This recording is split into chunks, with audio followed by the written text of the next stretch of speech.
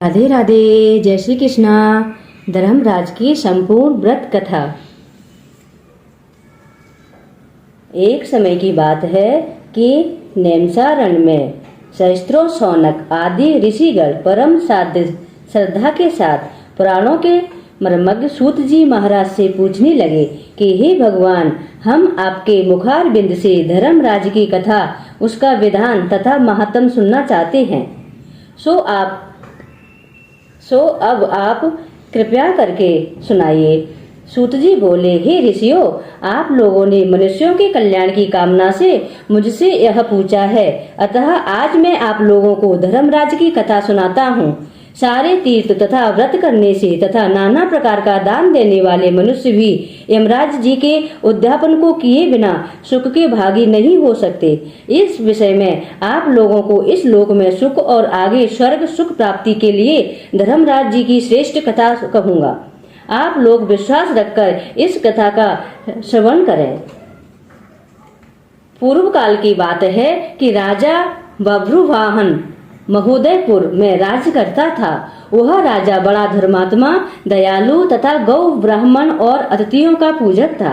उसके राज्य में हरिदास नाम वाला एक महाविद्वान और श्रेष्ठ ब्राह्मण रहता था। उसकी पत्नी भी बहुत सुशील और धर्मवती थी, जिसका नाम गुणवती था। हरिदास विष्णु सेवक तथा बड़ा ही तपस्वी था। तदनुसार उसकी पत्नी श्री भगवान की भक्त और पतिव्रता थी। उसने प्राय सभी प्रसिद्ध देवताओं के व्रत किए, किंतु धर्मराज की यानी धर्मराज नाम से प्रभु की सेवा कभी नहीं की।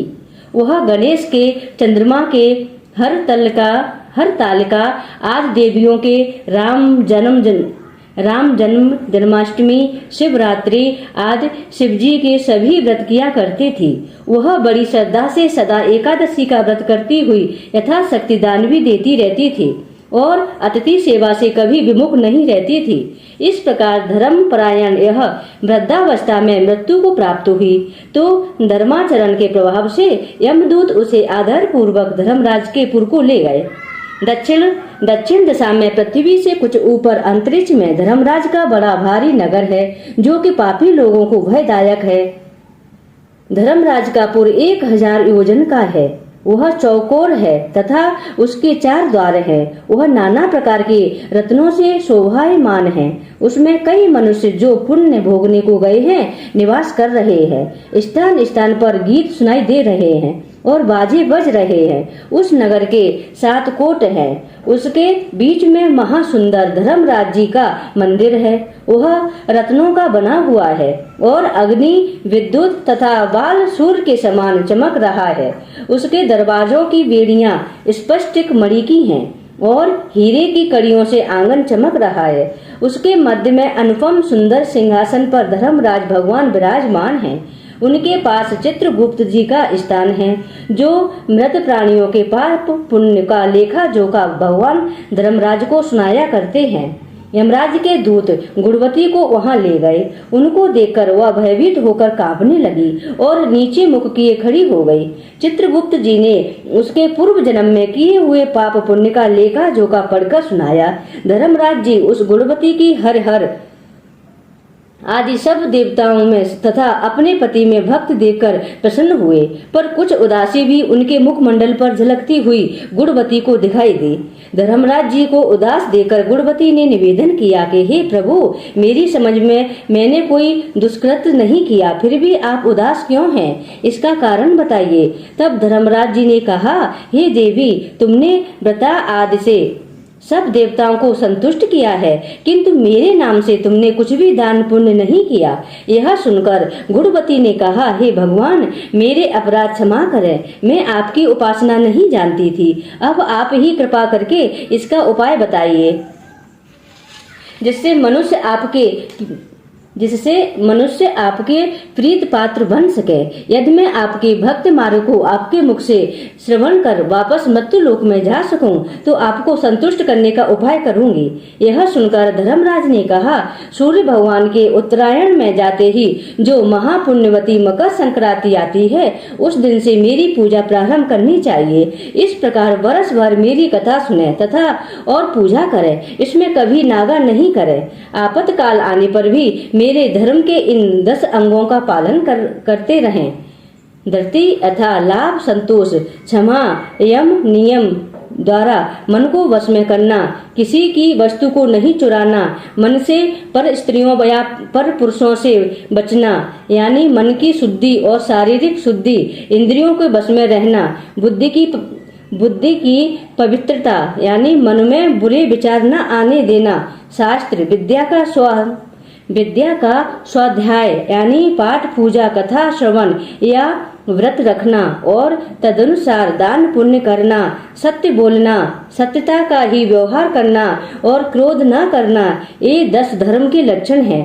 और मेरी इस कथा को नियम से सदा सुनते रहें या पढ़ते रहें और यथाशक्ति दान पुण्य तथा परोपकार करते रहें। जब साल भर बाद फिर मकर संक्रांति आए तब उद्यापन कर दें। सोने की या असमर्थ हो तो चांदी की मूर्ति बनवाएं। किसी मेधावी ब्राह्मण के द्वारा पूजन हवन आदि करें। मूर्ति की प्राण प्रतिष्ठा कर पंचामृत से स्नान कराकर षोडशोपचार से उसकी पूजा करें। मेरे साथ में चित्रगुप्त जी की भी पूजा करें और सफेद काले तिलों के लड्डू का भोग लगाएं। हमारी पूर्ण तुष्टि के लिए ब्राह्मणों को भी जिमाएं और वासुकी छावड़ी में 5.25 सेर धान्य ज्वार जो मुक्ता तुल्य मानी है भरकर गुरु या ब्राह्मणों को भेंट दें। स्वर्ग में चढ़ने के लिए सोने या चांदी की निसड़ी का भी दान करें। सुंदर बनी हुई सैया के भी दान दें जिस पर मुलायम गद्दा, तकिया और रजाई हो। इसके अतिरिक्त कंबल, पादुकाएं, बांस की लकड़ी, लोटा, डोर, 5 कपड़े तथा 5 वस्त्र भी दान देना चाहिए। गोदान की सामर्थ्य हो तो श्वेत लाल गाय मेरे लिए और काली गाय चित्रगुप्त जी के लिए दान दें। ये दान की वस्तु सर्वसाधारण के लिए है, धनवान व्यक्ति भी दे तो और भी अच्छा है। गुणवती ने भगवान से यह प्रार्थना की, हे प्रभु, यदि ऐसी बात है तो मुझे यमदूतों से छुड़ाकर फिर संसार में भेजिए जिससे मैं आपकी कथा का प्रचार कर सकूं। जो ही उसकी प्रार्थना पर भगवान धर्मराज जी ने स्वीकृति दी उसी समय उसके मृत शरीर में पुनः प्राणों का संचार हो गया और उसके पुत्र आदि कहने लगे कि बड़ी प्रसन्नता की बात है कि हमारी माताजी मरकर भी जीवित हो गई।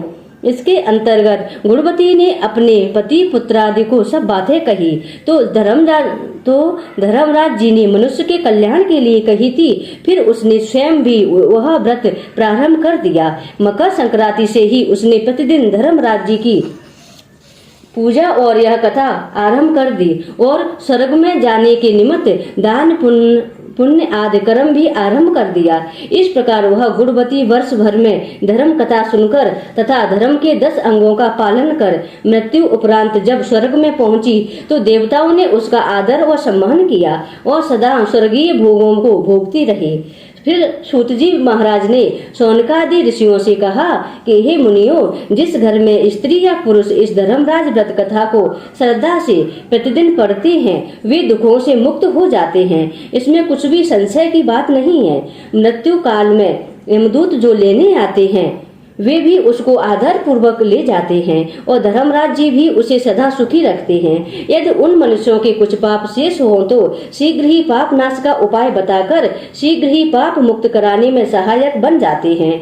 गरुड़ पुराण आदि में लिखा है कि पापी लोगों को यमदूत महान कष्ट पहुंचाते हुए ले जाते हैं, परंतु धर्मराज की कथा करने वाले यमलोक के मार्ग में भी कष्ट नहीं पाते और शीघ्र ही स्वर्ग तथा अपवर्ग मोक्ष तक को प्राप्त हो जाते हैं। बोलो धर्मराज भगवान की जय। धर्मराज की दूसरी कथा। एक बुढ़िया माई थी, वह व्रत नियम का बहुत पालन करती थी। एक दिन भगवान के घर से यमदूत उसे लेने आए। बुढ़िया माई उन यमदूतों के साथ चली गई। आगे गहरी नदी बह रही थी। बुढ़िया माई उस नदी में डूबने लगी। तब यमराज जी ने पूछा, माई, क्या तुमने गौदान किया है? तब बुढ़िया माई ने मन में गौ माता का ध्यान किया तो गौ माता उपस्थित हो गई। गौ की पूंछ पकड़कर बुढ़िया माई नदी पार हो गई। आगे गई तो काले कुत्ते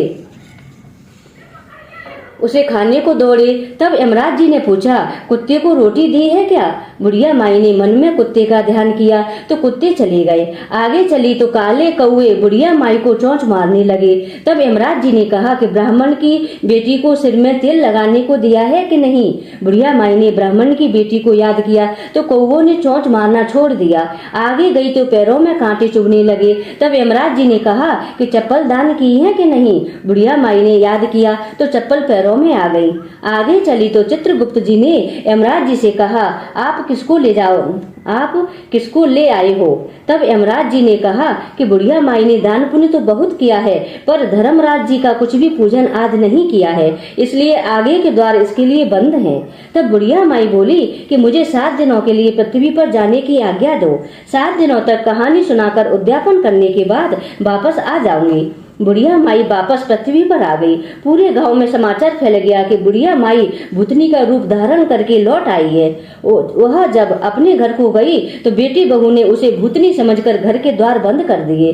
तब उसने अपने बेटी और बहू को कहा कि मैं भूतनी नहीं हूँ, मैं तो धर्मराज जी के कहने के अनुसार वापस आई हूँ। मैं नियमानुसार प्रत्येक दिन धर्मराज जी की कहानी सुनाकर उद्यापन करके वापस परलोक चली जाऊंगी। यह सुनकर बेटे ने उद्यापन पूजा की सभी सामग्री एकत्रित कर दी, लेकिन कहानी का हुंकारा नहीं भरा। तब बुढ़िया माई पड़ोसन के पास गई और कहानी सुनने को कहा। पड़ोसन ने कहानी सुनी और हुंकारा भी भर दिया। बुढ़िया माई ने 7 दिनों के बाद कहानी सुनाकर उद्यापन कर दिया और सभी सामान दान कर दिया। तब धर्मराज जी ने बुढ़िया माई के लिए पृथ्वी पर विमान भेजा। विमान देख सभी ग्रामवासी सड़क जाने को तैयार हो गए। बुढ़िया माई बोली कि मेरी कहानी तो सिर्फ पड़ोसन ने ही सुनी है। तो सभी गांव वालों ने बुढ़िया माई के पांव पकड़ लिए और धर्मराज जी की कहानी सुनाने का आग्रह किया।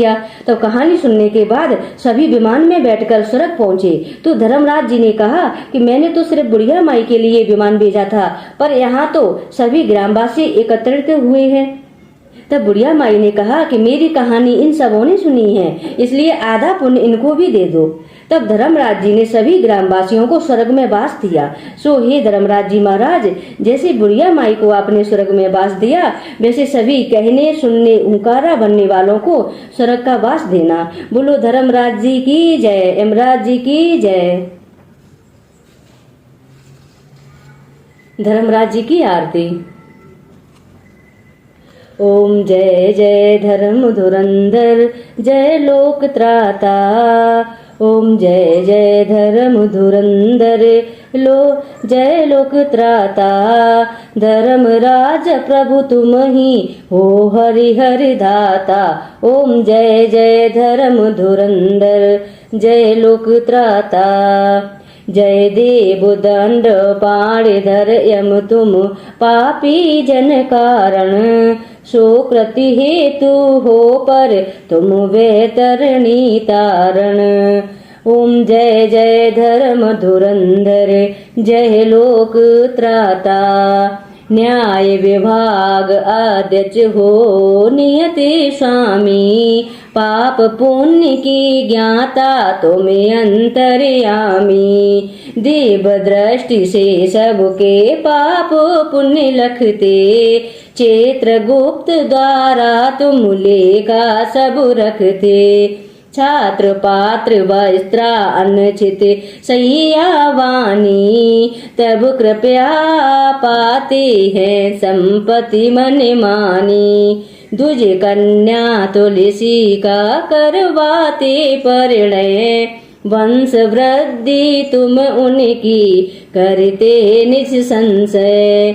दानोद्यापन याजन तुष्ट दया सिंधु। मृत्यु अनंतर तुम ही हो केवल बंधु।